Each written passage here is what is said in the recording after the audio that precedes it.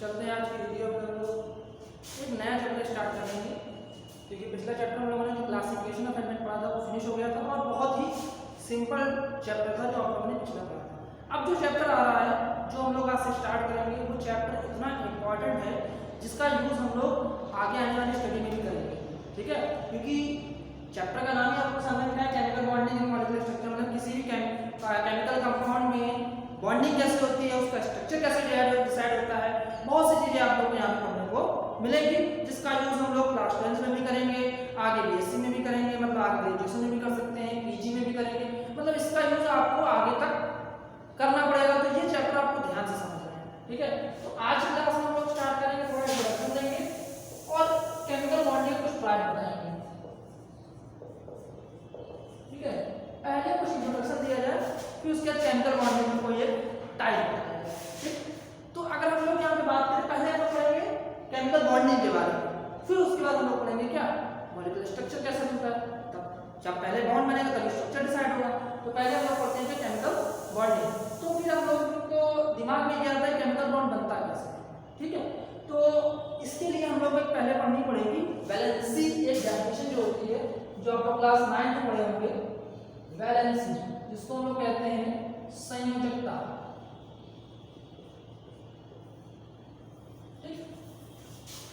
शुरुआत में valency hydrogen atom को लेकर डिफाइन की गई थी। क्या बताया गया था कि the number of hydrogen atom that attach with a single atom to form a molecule is called valency of that atom, मतलब किसी भी परमाणु से जुड़ने वाले हाइड्रोजन परमाणु की वो संख्या जिससे किसी अणु का निर्माण होता है उसे क्या कहते हैं, संयोजकता कहते हैं, ठीक। जैसे कि अगर हम यहाँ एग्जांपल दिया है HCl, यहाँ क्लोरीन के साथ एक हाइड्रोजन जुड़ा है, मतलब वैलेंसी ऑफ क्लोरीन कितनी हो गई, 1। दूसरा एग्जांपल आपके सामने है H2O, यहाँ पे ऑक्सीजन के साथ 2 हाइड्रोजन जुड़े, इसलिए वैलेंसी ऑफ ऑक्सीजन हो गई 2। अगर इसी तरह बात करें NH3, यहाँ पे नाइट्रोजन के साथ 3 हाइड्रोजन एटम जुड़े, तो वैलेंसी ऑफ नाइट्रोजन हो गया 2।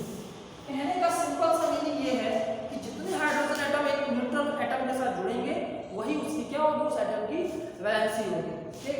ये तो सिंपल सा डेफिनेशन। अब हम लोगों को इसके बाद एक मॉडर्न थ्योरी पढ़नी है जो वैलेंसी से रिलेटेड है। यहाँ तक पहले हम लोग हाइड्रोजन को लेकर डिफाइन कर लेते थे, लेकिन जब आए लुईस और कोशल, 2 साइंटिस्ट ने मिलकर 1913-1913 के आसपास एक थ्योरी दी थी, तो उन्होंने फिर इस वैलेंसी की डेफिनेशन को ही अलग तरह से डिफाइन किया, और जब अलग तरह से डिफाइन किया तो फिर हमें नए नए टॉपिक पढ़ने को मिले, ठीक। तो अगर हम लुईस कॉन्सेप्ट, लुईस और कोशल के बारे में पढ़े तो देखिए क्या होगा। साइंटिस्ट थे लुईस, हाँ, क्या पढ़ने जा रहे हैं, मॉडर्न थ्योरी ऑफ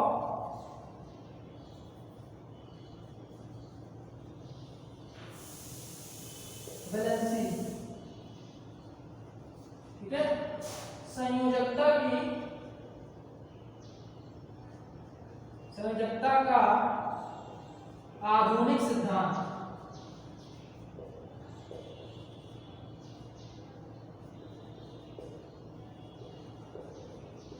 चलिए संयोजकता के आधुनिक सिद्धांत के बारे में पढ़ेंगे, ठीक। तो एक 2 साइंटिस्ट ने मिलकर दिया था, क्या नाम था, लुईस और कोशल, ठीक। कौन से थे, लुईस थे और कोशल थे। अप्रॉक्स सन एक बार चाहे आप देख सकते हैं बुक वगैरह से, 1930 के आसपास ऐसे दिया था। इन्होंने अपनी थ्योरी बताया था, पहला पॉइंट इन्होंने थ्योरी में बताया था कि किसी भी एटम की वैलेंसी उस एटम के आउटर मोस्ट सेल में प्रेजेंट इलेक्ट्रॉन पर डिपेंड करती है। अब यहाँ आउटर मोस्ट सेल का नाम क्यों आ गया, इसका मतलब ये है कि बोर-बरी की जो इलेक्ट्रॉनिक कॉन्फ़िगरेशन की थ्योरी थी तब तक आ चुकी थी, ठीक है। तो मेरे ख्याल से 1930 नहीं होगा, ये कोई और ईयर होगा, 1929 के आसपास से कुछ ईयर होगा, ठीक है। क्योंकि 1930 में एटॉमिक नंबर डिस्कवर हुआ और उसके बाद से नई थ्योरी हमारी आई। जरा देखिए तो बताते हैं कि क्या हमारी थ्योरी होगी, ठीक। 1919 के आसपास 1919 के आसपास ये थ्योरी है, ठीक है। तो इन्होंने क्या बताया, इन्होंने बताया ये कि किसी भी एटम की वैलेंसी उसके आउटर मोस्ट सेल में प्रेजेंट इलेक्ट्रॉन पे डिपेंड करती है, ठीक है। पहला पॉइंट ये हो गया कि the valency of any atom depends upon the number of electron present in outermost shell, ठीक।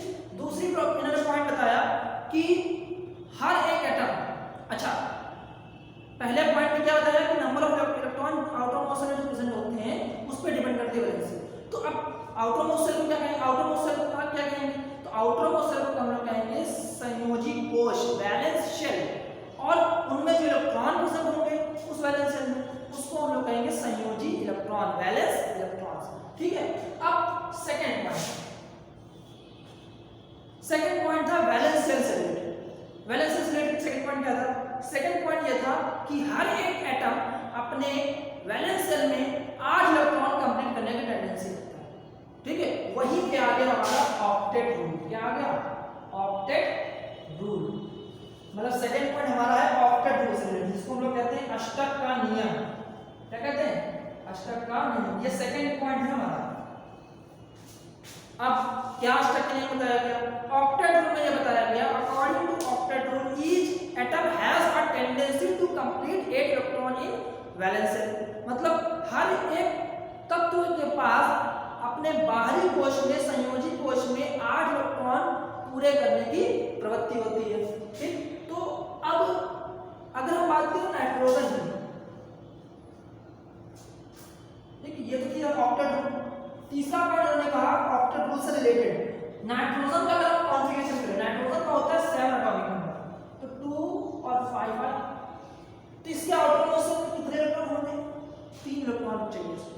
तो जब 3 इलेक्ट्रॉन चाहिए इसको आउटर मोस्ट सेल में एक इलेक्ट्रॉन कंप्लीट करने के लिए, मतलब इसकी वैलेंसी कितनी हो गई, इसकी वैलेंसी हो गई 3।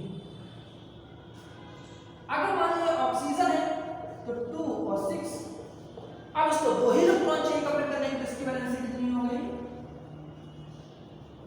2 हो गई। अगर बात करें सोडियम तो 2 8 1 आउटर मोस्ट में 1 इलेक्ट्रॉन। अब यहां थोड़ा कंफ्यूजन, क्या कंफ्यूजन, या तो ये 7 इलेक्ट्रॉन एक्सेप्ट करे और या तो एक इलेक्ट्रॉन लीव कर दे, हटा दे, तो यार तो एक इलेक्ट्रॉन रिमूव करना ज्यादा सरल है, क्योंकि 8 इलेक्ट्रॉन अगर आएंगे तो 8 इलेक्ट्रॉन का नेगेटिव चार्ज रिपल्सन इतना ज्यादा क्रिएट हो जाएगा कि 7 इलेक्ट्रॉन वहां टिक नहीं पाएंगे, तो एक इलेक्ट्रॉन आसानी से निकल जाएगा और आउटर मोस्ट में एक इलेक्ट्रॉन कंप्लीट भी रहेंगे। तो एक इलेक्ट्रॉन निकलने का मतलब क्या होगा, यहां पे वैलेंसी क्या होगी, 1। अभी तीसरा पॉइंट मैं समझा रहा हूं, तीसरा पॉइंट है क्या, तीसरे पॉइंट में ये बताया गया है अगर किसी एटम के आउटर मोस्ट सेल में 4 से कम इलेक्ट्रॉन है, तो 4 या 4 से कम इलेक्ट्रॉन है तो फिर उसकी वैलेंसी उतनी ही होती है। जैसे नाइट्रोजन में 1 इलेक्ट्रॉन था तो उसकी वैलेंसी 1। अगर हम मैग्नीशियम की बात करें तो मैग्नीशियम के आउटर मोस्ट सेल में जो 2 इलेक्ट्रॉन होते हैं इसकी वैलेंसी 2 हो जाएगी। ऐसे एल्युमिनियम में 3 हो जाता है आउटर मोस्ट सेल में, इसकी वैलेंसी 3। तो थर्ड पॉइंट बताया गया है कि आउटर मोस्ट सेल में अगर 4 इलेक्ट्रॉन से कम, 4 या 4 इलेक्ट्रॉन से कम तो वैलेंसी उतनी ही होगी, लेकिन अगर 4 इलेक्ट्रॉन से ज्यादा आउटर मोस्ट सेल में है तो फिर वैलेंसी 8 माइनस निकाली जाएगी, ठीक है। जैसे यहाँ पे 5 इलेक्ट्रॉन थे तो हमने क्या किया, 8 में इसको माइनस कर दिया 5, तो बचा कितना 3, मतलब वैलेंसी हमारी कितनी हो गई, 3 हो गई, ठीक। अब फोर्थ लास्ट पॉइंट इस थ्योरी का, फोर्थ पॉइंट ये बताया गया था कि किसी भी एटम में अगर इलेक्ट्रॉन एंटर करता है, क्योंकि देखो यहां पे इलेक्ट्रॉन एंटर करेगा 3, तो किसी भी अगर एटम में इलेक्ट्रॉन एंटर करता है तो उसमें नेगेटिव चार्ज आता है, क्या आता है, नेगेटिव चार्ज। फोर्थ पॉइंट में बताया गया था if electron enters in any atom then this atom acquires negative charge, ठीक है। और नेगेटिव चार्ज को हम लोग कहते हैं एनायन इंग्लिश में और हिंदी में कहते हैं ऋणायन, ठीक। वैसे ही अगर किसी एटम से इलेक्ट्रॉन निकल गया तो उस पे आ जाएगा पॉजिटिव चार्ज उस एटम पे, उसको हम लोग कहेंगे क्या, कैटायन या फिर धनायन। तो ये तो हमारी थी क्वेश्चन की थ्योरी, इसमें हम लोगों ने ऑक्टेट रूल भी पढ़ लिया, ठीक। अब हमारा एक सिंपल सा टॉपिक है लुईस सिंबल। जब तक आता नहीं है लिखना हम लोग को डिनोट करना आना चाहिए लुईस सिंबल, ठीक है। लुईस प्रतीक, फुल टॉपिक आपको देखिए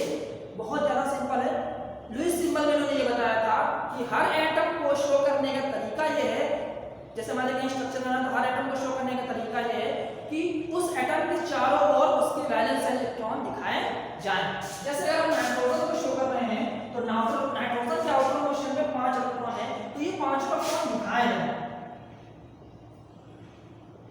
ठीक, अगर हम ऑक्सीजन की बात कर रहे हैं तो ऑक्सीजन के आउटर मोशन में 6 इलेक्ट्रॉन, मतलब ये 6 इलेक्ट्रॉन दिखाए जाएं।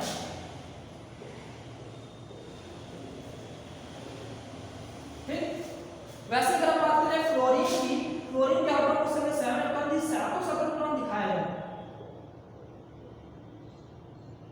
तो इसका कंक्लूजन ये निकलता है कि लुईस सिंबल में केवल सिंपल सा बताया गया था कि किसी भी एलिमेंट को शो करने के लिए उसके वैलेंस इलेक्ट्रॉन को उसके चारों ओर दिखाना जरूरी है।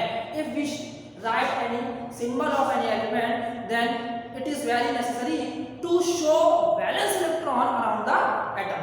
ठीक, ये तो थी हमारी कौन सी मॉडर्न थ्योरी। अब हम लोगों को मॉडर्न थ्योरी में वैलेंसी निकालना सीख चुके हैं, तो अब हम लोग बनाएंगे बॉन्ड, जिसको हम लोग कहेंगे केमिकल बॉन्ड। तो चलते हैं हम लोग, नया टॉपिक हमारा केमिकल बॉन्ड।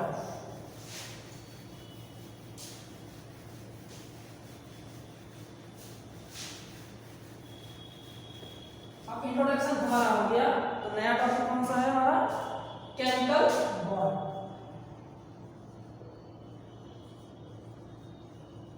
केमिकल बॉन्ड में हम लोग पहला पढ़ेंगे आयनिक बॉन्ड। तो पहले हम लोग केमिकल बॉन्ड की डेफिनेशन पढ़ेंगे। केमिकल बॉन्ड में थ्योरी पहला हम लोग पढ़ने जा रहे हैं आयनिक बॉन्ड, इसको हम लोग कहते हैं इलेक्ट्रोवैलेंट बॉन्ड।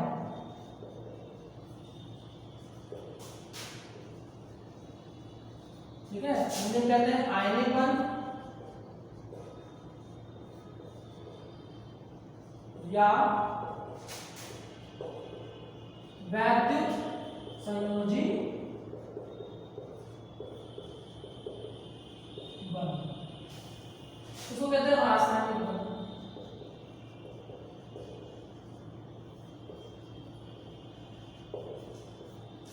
अब केमिकल बॉन्ड क्या होता है, पहले केमिकल बॉन्ड की डेफिनेशन है। Chemical bond is a type of attraction between two atom.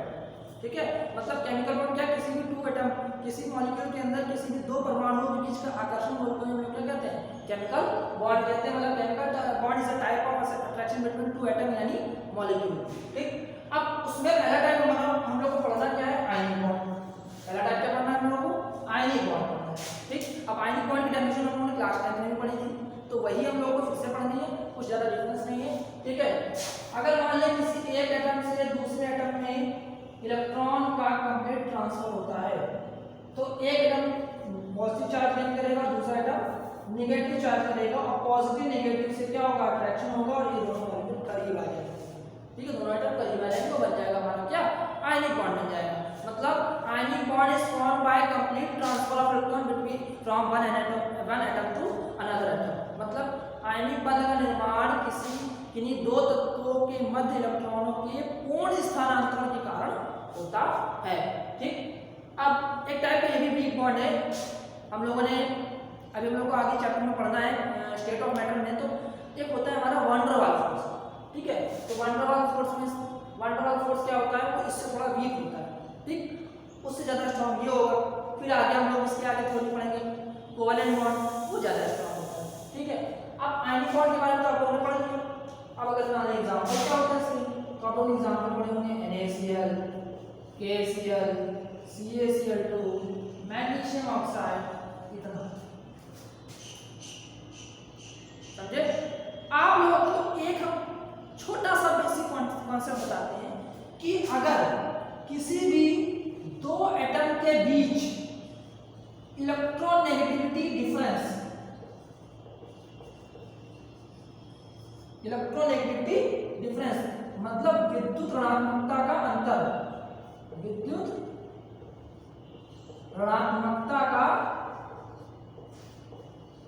अंतर, ध्यान रखिएगा। इलेक्ट्रोनेगेटिविटी जो हम लोगों ने पिछले चैप्टर में पढ़ी थी, it is a tendency to accept या to attract electron of bond pair. ठीक, तो अगर इसकी इलेक्ट्रोनेगेटिविटी 1.7 से ज्यादा है, ये बेसिक कॉन्सेप्ट है, याद रखना पड़ेगा आप लोगों को। अगर किसी भी दो एटम के बीच बीच की इलेक्ट्रोनेगेटिविटी का डिफरेंस 1.7 से ज्यादा है, तो फिर उस हालत में हमेशा और हमेशा इलेक्ट्रोवैलेंट बॉन्ड आयनिक बॉन्ड ही बनेगा, ठीक है, और कोई बॉन्ड नहीं बन सकता, ठीक। अगर इससे कम हुआ तो कोवैलेंट बन सकता है, लेकिन इससे ज्यादा हुआ तो 100% आयनिक बॉन्ड बनता है। इसलिए कहा जाता है कि मेटल्स और नॉन मेटल्स के बीच में अगर कोई बॉन्ड बनेगा तो वो केवल क्या बनेगा, आयनिक बॉन्ड, क्योंकि मेटल्स की इलेक्ट्रोनेगेटिविटी बहुत कम होती है, नॉन मेटल्स की इलेक्ट्रोनेगेटिविटी बहुत ज्यादा होती है, तो इससे क्या होगा, इलेक्ट्रोनेगेटिविटी का जो गैप होगा, जो डिफरेंस हम लोग कह रहे हैं, वो क्या होगा, ज्यादा होगा। अब हम इस आयनिक बॉन्ड को बनना सीखेंगे, कैसे बनाया जाता है, ठीक है। फॉर्मेशन ऑफ आयनिक बॉन्ड, पहला एग्जांपल हम चल रहे हैं आपके लिए। पहला क्या है, हम लोग NaCl का स्ट्रक्चर बनाने जा रहे हैं। सोडियम का हम लोग इलेक्ट्रॉनिक कॉन्फ़िगरेशन पता है, एटॉमिक नंबर पता है 11, तो 2 8 1, और क्लोरीन का हम लोग को पता है 17, तो 2 8 और 7। अब चलेंगे तो लुईस के अकॉर्डिंग, लुईस ने बताया था कि आउटरमोस्ट में इलेक्ट्रॉन दिखाना जरूरी है, तो इलेक्ट्रॉन दिखा इसलिए इसमें 1 है और उसमें 7 है। अब आप ध्यान देना, दोनों इलेक्ट्रॉनों को अलग तरीके से दिखाना कि लगे यहाँ ये इलेक्ट्रॉन है, ये इलेक्ट्रॉन क्लोरीन, क्या इलेक्ट्रॉन, जैसे हमने क्लोरीन के एटम को क्या दिखा दिया, ब्लैक डॉट से, और सोडियम इलेक्ट्रॉन को क्रॉस दिखाया। अब इलेक्ट्रॉन में ट्रांसफर इधर हो गया, ठीक है, जब इलेक्ट्रॉन में ट्रांसफर हुआ तो ये बन गया Na+ और Cl में एक इलेक्ट्रॉन से आगे उसके आगे -4, ठीक, और ये बन गया इनके बीच में क्या, आयनिक बॉन्ड। एग्जांपल सेकंड, ठीक है, एग्जांपल सेकंड हम लोग चलते हैं, MgCl2 ले लिया, मैग्नीशियम है, तो मैग्नीशियम का एटॉमिक नंबर 12 होता है, तो 2 8 और 2। अब बात करेंगे हम क्लोरीन की, क्लोरीन का हम एटॉमिक नंबर और कॉन्फ़िगरेशन ऊपर लिख चुके हैं, तो 2 8 7। देखिए 2 क्लोरीन लगे हैं, इसमें मतलब 2 क्लोरीन आप पढ़ते हैं, ये है मैग्नीशियम, इसके अगल बगल आप क्लोरीन रखिए, इधर और ये इधर, इसके 2 इलेक्ट्रॉन आप ऐसे दिखाते हैं,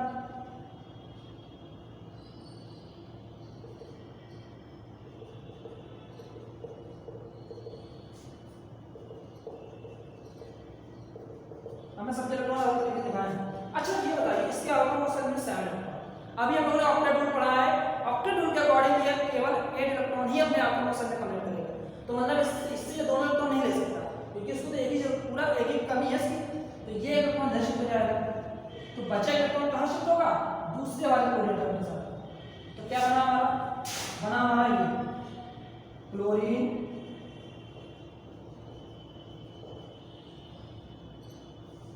और मैग्नीशियम 2+ और इधर भी क्लोरीन। देखिए हम जो इलेक्ट्रॉन ट्रांसफर हो रहा है वो हम दिखा रहे हैं, यहाँ पे किसका इलेक्ट्रॉन है, मैग्नीशियम का इलेक्ट्रॉन, ये हमारा बन गया क्या, आयनिक बॉन्ड। इसी तरीके से आप लोग आयनिक बॉन्ड बनाने की प्रैक्टिस करेंगे, आप लोग का सहारा ले सकते हैं, इंटरनेट से निकाल सकते हैं, कहीं से निकाल के, लेकिन स्ट्रक्चर बनाने की प्रैक्टिस आपको जरूर करनी है। एक पॉइंट ध्यान रखना, इलेक्ट्रोनेगेटिविटी का डिफरेंस अगर 1.7 से ज्यादा हुआ तभी आपका आयनिक बॉन्ड बनेगा। तो कल की क्लास में हम लोग पढ़ेंगे क्या, आयनिक बॉन्ड से रिलेटेड टॉपिक, जो जैसे मान लीजिए आयनिक बॉन्ड किस फैक्टर पे डिपेंड करता है, आयनिक बॉन्ड की प्रॉपर्टीज क्या होती है, फिर आयनिक बॉन्ड से रिलेटेड एक टॉपिक जिसका नाम है बॉन्ड हैबर साइकिल, वो इंपॉर्टेंट टॉपिक है, तो कल की क्लास में डिस्कस करते हैं।